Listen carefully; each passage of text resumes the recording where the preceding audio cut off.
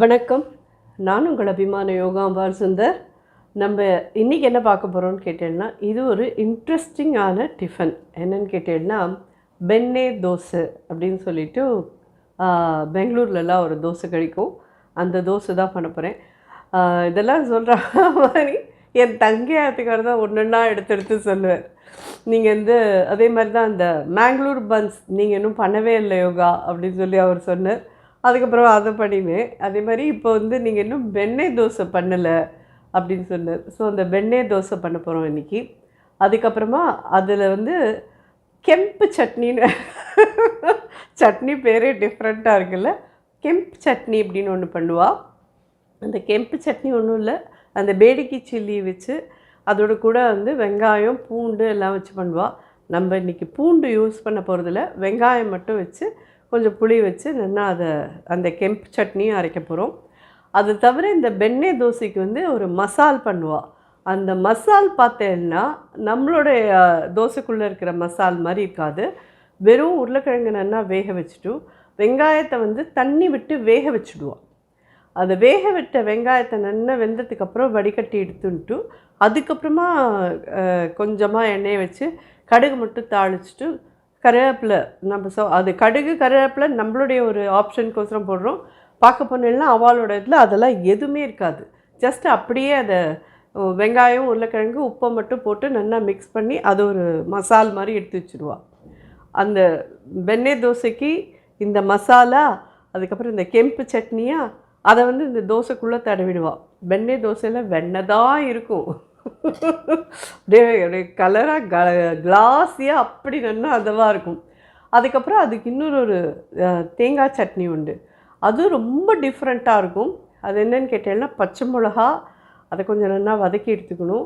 அதுக்கப்புறமா அதில் ஒரு கிராம்பு, ஒரே ஒரு ஏலக்காய், தேங்காய், பொட்டுக்கடலை, புளி, வெல்லம். எப்படி இருக்குது காம்பினேஷன்? ரொம்ப நல்லா இருக்குல்ல. இதெல்லாம் வச்சு கெட்டியாக ஒரு கொத்தமல்லி கொஞ்சம் தனியாக வச்சு கெட்டியாக ஒரு சட்னி பண்ணி வைப்பா. இதெல்லாம் தான் இன்றைக்கி பார்க்க போகிறோம்.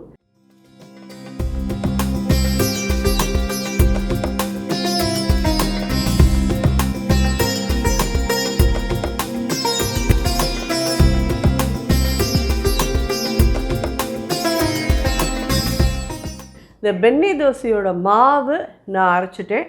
அது என்ன, நான் அந்த மாவு ஊற வைக்கிறது, அந்த ரேஷியோ சொல்லுறது எல்லாமே உங்களுக்கு இதாக இருந்தால் டைம் ஆகுன்றதுனால நான் மாவை ஊற வச்சு அரைச்சி எடுத்துன்னு வந்துட்டேன். இது என்னன்னு கேட்டேன்னா, 5 கப் புழுங்கல் அரிசி, அதாவது இட்லி அரிசி 5 கப் எடுத்துட்டேன்னா ஒரு கப்புக்கிட்ட உளுத்தம்பருப்பு போட்டுக்கோங்க. அது தலை தட்டி இருந்தால் போகும். 1 கப்பு உளுத்தம்பருப்பு, 1/4 கப்பு கிட்ட கடலைப்பருப்பு, 1 ஸ்பூன் வெந்தயம், இது அத்தனையும் போட்டுட்டு ஒரு பிடிச்சபடி அவலும் ஊற வச்சு இதோடு சேர்த்து போட்டு நல்லா வெண்ணெய் மாதிரி அரைச்சி எடுத்துருவோம். இது கடலைப்பருப்பெல்லாம், கடலை மாவு, கடலைப்பருப்பு இதெல்லாம் கலந்தாலே மாவு இந்த கலரில் தான் இருக்கும். இதில் இன்னும் ஒன்று நான் உப்பெல்லாம் போட்டு ஃபர்மெண்ட் பண்ணி எடுத்து வச்சுட்டேன். ஆனால் இப்போ வாக்கிறதுக்கு முன்னாடி 1 ஸ்பூன் சுகர் போட்டிருக்கேன். இதில் அந்த சுகர் அவசியம் இதில் போட்டால் தான் அந்த சுகர் கேரமலைஸ்ட் ஆகி இந்த வெண்ணெய் போடுறச்சு அது நல்ல இந்த கோல்டன் ப்ரௌனில் அழகாக பளபளன்னு வரும். ஒரு சைடு தான் அதை வேக விடுவாள். ரொம்ப ரொம்ப டிஃப்ரெண்ட்டாக ரொம்ப நல்லாயிருக்கும். ஸ்டெப் பை ஸ்டெப் நான் இது சொல்கிறேன், பார்த்துக்கோங்க. நீங்கள் இந்த அளவு மட்டும் நோட் பண்ணிக்கோங்க. 5 கப் அரிசி, 1 கப்பு உளுத்தம்பருப்பு, 1/4 கப்பு கடலைப்பருப்பு, பிடிச்சபடி அவல், ஒரே 1 ஸ்பூன் வெந்தயம், இதெல்லாம் ஒன்றா ஊற வச்சு ஒரு 3 மணி நேரம் கழிச்சு நல்லா மிக்சியில் அரைச்சி வேணாலும் எடுத்துட்டுருங்கோ. கடைசியாக உப்பு போட்டு ஃபர்மெண்ட் பண்ணிவிடுங்க. 8 ஹவர்ஸ் ஃபர்மெண்டேஷன் ஆனதுக்கப்புறம் நீங்கள் அது கலந்து வைக்கிறச்சே இந்த அளவுக்கு லிக்விடாக இருக்கணும். இது ரொம்ப இட்லி மாவு பதத்தில் திக்காகவும் வைக்கக்கூடாது, ரொம்ப தண்ணியாகவும் இருக்கக்கூடாது. இந்த மாதிரி இருக்கிற கன்சிஸ்டன்சியில் இருக்கணும். இதை நீங்கள் வைக்கிறச்சு இப்போ வாக்கிறதுக்கு முன்னாடி இதில் 1 ஸ்பூன் சுகரும் போட்டிருக்கேன். இந்த சுகரோடு கூட கொஞ்ச நாள் இருக்கட்டும்னு நான் முன்னாடியே 1 ஸ்பூன் சுகர் போட்டு எடுத்து வச்சுட்டேன். இந்த மாவை அப்படியே எடுத்து வச்சுக்கலாம். இப்போ நம்ம இந்த கெம்பு சட்னிக்கு வேணுங்கிறது ரெடி பண்ணிக்கலாம். பெரிய வெங்காயமில் ஒரே வெங்காயம் போட்டிருக்கேன். இதுதான் அந்த பேடிக்கி சில்லி. ஒரு 5 மிளகா போடுறேன். யூஸ்வலாக இதில் வந்து கண்டிப்பாக பூண்டு வைப்பா. பூண்டு வேணுங்கிறவா யூஸ் பண்ணிக்கோங்க. நல்லா ஒரு 7-8 பல் பூண்டு வச்சு இதோட கூட நல்லா வதக்கிட்டு யூஸ் பண்ணிக்கோங்க. ரொம்பவே ஹோட்டல்லலாம் கிடைக்கிற அந்த சட்னி மாதிரியே இருக்கும். இதை நல்லா வதக்கிட்டு இந்த மிளகா வந்து கொஞ்சம் நல்லா கொதிக்கிற வெந்நீரில் அமுத்தி வச்சுருங்க. ஒரு 10 மினிட்ஸ்க்கு நல்லா சாஃப்டாகிடும். அப்புறம் அது மிளகாவை எடுத்து போட்டுட்டு, அதாவது எடுத்து மிக்சியில் போட்டுட்டு இந்த வெங்காயமும் போட்டுட்டு இதோட கூட கூடிய புளி உப்பு எல்லாம் வச்சு நல்லா அரைச்சி எடுத்துனேன்னா ஜோரான அந்த கெம்பு சட்னி தயார். நல்ல இந்த மாதிரி கொஞ்சம் ப்ரௌனாக இருக்கணும். தெரியறது இல்லையா அவங்களுக்கு? இந்த லெவலில் வெங்காயம் வதங்கியிருக்கட்டும். அடுப்பு அனுப்பிக்கிறேன். இந்த கொதிக்கிற வெந்நீரில் இந்த மிளகாயை ஊற்றிடலாம்.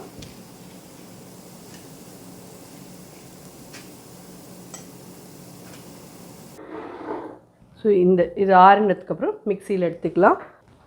ஒரு சின்ன கோலி குண்டு அளவுக்கு புளி, இந்த சட்னிக்கான உப்பு. இது ஆறட்டும், மிக்சியில் எடுத்துக்கலாம். இது என்னென்னு கேட்டேன்னா, அந்த தேங்காய் சட்னி சொன்னேன் இல்லையா, டிஃப்ரெண்ட்டான ஒரு வெர்ஷனுக்கு, அதுக்கோசரம் இது ஒரு சின்ன டீஸ்பூன் எண்ணெய் விட்டுருக்கேன். நான் சின்ன பச்சை மிளகாயாக ஒரு 5-6 பச்சை மிளகா தான் எடுத்துட்டுருக்கேன். முழுசாக போட்டுருக்கேன்.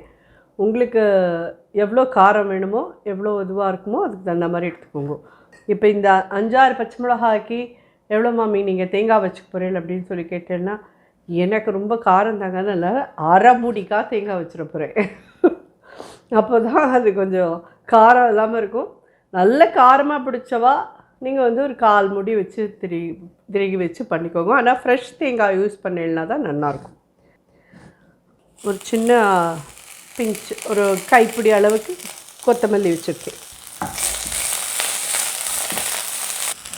இந்த வாசனைக்கு ஒரு 1/4 டீஸ்பூன் பெருங்காயம் போடுறேன். பார்த்தீங்கன்னா இது எல்லாமே வதங்கிட்டு, இதில் கொத்தமல்லிக்கு பதிலாக புதினா வச்சுக்கலாமான்னு கேட்குறவங்களுக்கு புதினாவும் வச்சுக்கலாம். நீங்கள் அடுப்பை அணைச்சிட்றேன். இந்த அளவுக்கு வதங்கினா போகிறோம் எல்லாம். இதில் பொட்டுக்கடல மாதிரி ஒரு 2 டேபிள் ஸ்பூன் கிட்ட வச்சுக்கோங்க. ஒரே ஒரு கிராம்பு வைக்கிறேன். ஏலக்காய் அது மாதிரி ஒன்று தான். இதை பிச்சுட்டு இந்த தோலி வேண்டாம், வெறுமே இந்த உள்ளுக்குள்ளே இருக்கிற இந்த இதெல்லாம் மட்டும் எடுத்து வைங்க.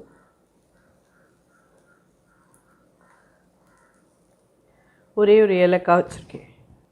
சின்ன பீஸ் புளி. நான் நாட்டு சர்க்கரை வைக்கிறேன் 1 ஸ்பூன். நீங்கள் வெல்லம் வச்சுருந்தா வச்சுருங்க. சட்னிக்கு தேவையான உப்பு ஒரு 1/2 டீஸ்பூன். தேங்காய் நல்லா ஒரு சின்ன தேங்காயில் அரை மூடிக்காய் தேங்காய் வச்சுருக்கேன். இதை அப்படியே அரைச்சி எடுத்துலாம். ரொம்ப தண்ணி விடாத கெட்டியாக கொஞ்சம் கொஞ்சமாக தண்ணி விட்டு இதை அரைச்சிடலாம். அதையும் அதே மாதிரி தான் 2ஐயும் சேர்த்து தனித்தனியாக அரைச்சி எடுத்துன்னு வந்துட்டு உங்களை பார்க்குறேன். பார்த்தீங்கன்னா இந்த மாதிரி கெட்டியாக இருக்கட்டும். ரொம்ப தண்ணி விட்டு அரைச்சிடாதீங்க. இது ரொம்ப டிஃப்ரெண்ட்டாக இருக்கும். கண்டிப்பாக எல்லோரும் ட்ரை பண்ணுவோம். அதாவது ஒரு பக்கம் புளிக்கும், ஒரு பக்கம் திதிக்கும், ஒரு பக்கம் நல்ல காரமாக இருக்கும். இந்த தேங்காய் வாசனையோட ரொம்ப ஜோராக இருக்கும். இந்த கிராம்பு ஏலக்காய் இதெல்லாம் ஒரு மாதிரி டிஃப்ரெண்ட்டாக ரொம்ப நல்லாயிருக்கும். ஸோ இந்த சட்னிக்கு தாளித்து கொட்டிக்கலாம். கடுகு இது கரெக்டாக இருக்கும். உங்களுக்குலாம் இன்னும் கொஞ்சம் தளர்த்தி வேணும் அப்படின்னா கொஞ்சம் தண்ணி விட்டு தளர்த்திக்கோங்க.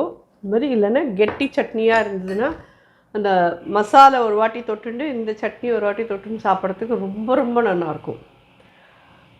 நம்ம எல்லாருமே சாப்பிட்றதுக்கு ரூம் போட்டு யோசித்து சாப்பிட்றவான்னு சொன்னேன் இல்லையா? தான் ஒரே ஒரு மிளகாவத்தில் இந்த மாதிரி 2ஆக கிள்ளி வச்சுருக்கேன். சும்மா ஜஸ்ட்டு ஒரு 4 கருவேப்பிலை. இதை வந்து சட்னியில் விட்டுடலாம் வாசனைக்கு. இப்போ நம்ம என்ன பண்ண போகிறோம்னா, இந்த வெங்காயத்தை வேக விடணும்.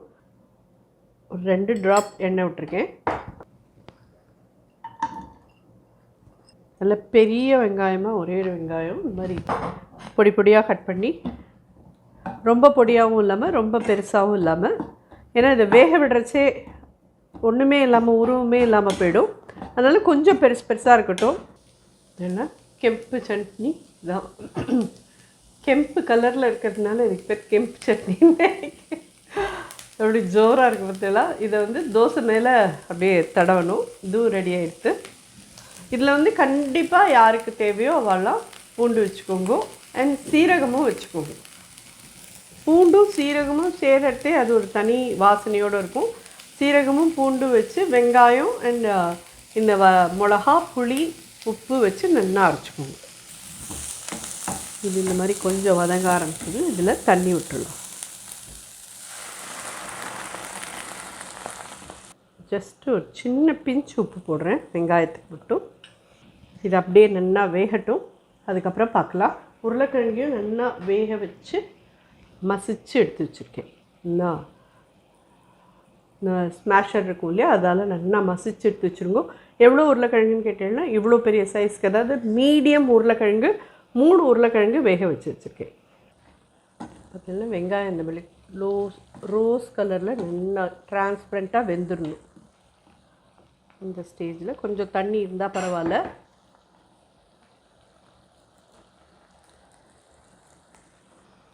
பாஜிக்கான உப்பு ஜஸ்ட் ஒரு 1/4 டீஸ்பூன் போடுறேன். சின்னதாக வச்சுட்டு இது ரெண்டையும் ஒன்றா மிக்ஸ் பண்ணிவிடுங்க. தாளித்து கொட்ட மாட்டாளா, இதுக்கு பச்சை மிளகாய் கிடையாதா, இல்லை எதுவுமே கிடையாது. இது ஜஸ்ட்டு இப்படியே தான் இருக்கும். தண்ணியெல்லாம் எஞ்சிட்டு நல்லா கெட்டியாக எடுத்து தெரியுறது அவங்களுக்கு. ஜஸ்ட்டு என்னோடய சந்தேகத்துக்கு கொஞ்சம் கொத்தமல்லி கருவேப்பிலை போட்டிருக்கேன். இதை வந்து தோசைக்குள்ளே ஸ்டஃப் பண்ணுவாளான்னு கேட்டால் அதுவும் கிடையாது. இது சைடில் வந்து உங்களுக்கு சட்னியோடலாம் கூட இது சைடில் இருக்கும். ஸோ இதை இறக்கி வச்சுக்கலாம். கல் நல்லா காயட்டும். நல்லா கல் காஞ்சிடுத்து.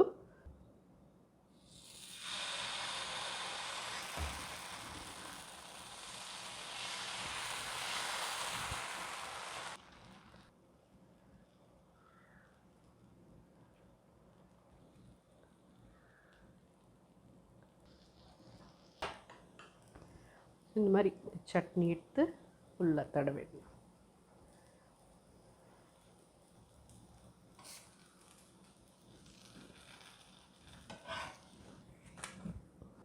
நல்ல கிறிஸ்பியாக இருக்கும் இந்த தோசை. இதோட கூட சைடில் வந்து இந்த மசால் வச்சுக்கணும். இப்படி சட்னி, ಕೆಂಪು ಚಟ್ನಿ, ಜೋರಾನ ಬೆಣ್ಣೆ ದೋಸೆ தயார். ஸோ இது பிச்சு பார்க்கலாம். கிறிஸ்பியாக இருக்குது தோசை. ஆனால் வந்து முறன்னு சத்தம் கேட்குறது நல்லா. இப்படி இந்த இதோட தொட்டுண்டு சாப்பிடணும். கண்டிப்பாக ரொம்ப ஜோராக இருக்கும். நிச்சயமாக எல்லோரும் ட்ரை பண்ணி பாருங்க. வெண்ணெய் போட்டு தோசை சாப்பிட்றதே ஒரு தோசை 2 சாப்பிட்லாம், அவ்வளோதான். நிறைய சாப்பிட்றதுக்கெலாம் முடியாது. பட் குழந்தைலாம் நல்ல விருப்பமாக சாப்பிடுவா. நீங்கள் இந்த ரெட் சட்னி, கெம்பு சட்னி தடவலைன்னா கூட தோசை மட்டும் நல்லா வெண்ணெய் போட்டு வாத்துட்டு இந்த மசால் பண்ணி கொடுத்தேன்னா அவளுக்கு ரொம்ப பிடிக்கும். நிச்சயமாக ட்ரை பண்ணி பார்த்துட்டு எப்படி இருந்தது எனக்கு ஃபீட்பேக் சொல்லுங்கள். நன்றி.